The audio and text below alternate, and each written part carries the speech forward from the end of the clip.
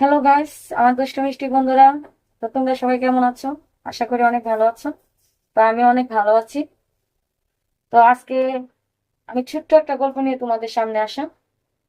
সেই গল্পটি হচ্ছে একজন ভাড়াটিয়া আর বাড়ির মেয়েকে নিয়ে। তো অবশ্যই তোমরা মনোযোগ সহকারে সেই গল্পটি শুনতে থাকো। গল্পটি অনেক মজার গল্প। তো আমি শুরু করলাম সেই গল্পটি। একদম সত্যিকারের কাহিনী, সেটা আমাদের বাড়ির মেয়ের সাথে হয়েছে। তো আমি গল্পটি শুরু করলাম।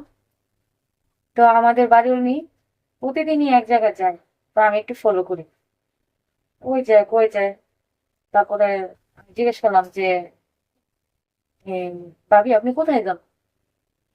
বলতেছে আমি এক জায়গায় যাই।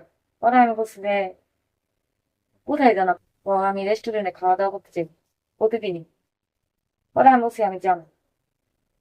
পরে বলতেছে কি, আচ্ছা ঠিক আছে, তোমার আমি নিয়ে